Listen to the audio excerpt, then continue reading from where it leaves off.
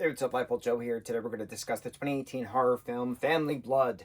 James Ransone is in this, and he's done a bunch of Blumhouse produced projects. Blumhouse produced this, and I'm shocked because Blumhouse does an incredible job with horror. I think there was like one or two Blumhouse produced horror films we talked about previously, which was just absolutely awful, and I was shocked then because Blumhouse does incredible horror, and this is an example. We're going to add it to the list of horrible horror. Shocked. Blumhouse is attached to it. And James does an incredible job with the horror projects. He was in the Sinister films. He was in It. He's been in the VHS franchise, which is something we haven't talked about. This is an hour and a half long, which is as all movies should be. But it felt like it was taking 12 years to get through the plot. And it's a great concept, but I don't know what happened with in regards to the directing and then the story moving forward. It just, some parts just dragged for so long, and it was so aggravating, and we're like, okay, obviously we're getting to this part, so get to the part already.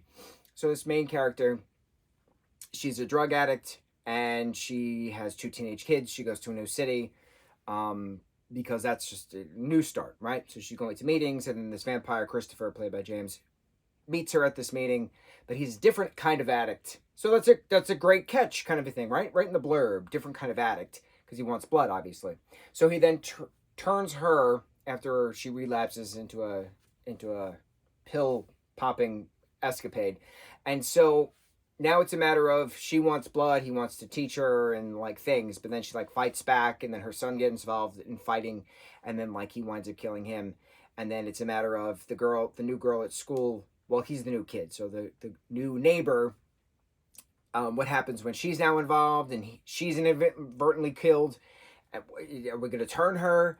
What happens with the 13-year-old daughter gets the stake and stabs the mom in the back? You know, are we going to report this to the police? What's going to happen, right?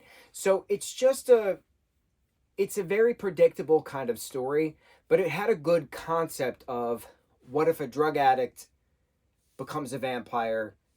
Are they still going to try to go for the substance? Are they going to try for the blood now? Like, how does that come into play? Like, we've seen different vampire projects where different drug addiction was a thing, but like, this was a different kind of concept, and it's fine, but it was just I don't know, it was just so slow. It was just so agonizingly slow to get throughout. The kill shots were fine. I thought it was neat in regards to that. We get no backstory in regards to Christopher as this vampire. We get no backstory as to why their teeth decide to rot out, even though they get fangs, which are white. I don't know. It was just certain things were not explained, and it kind of annoyed me.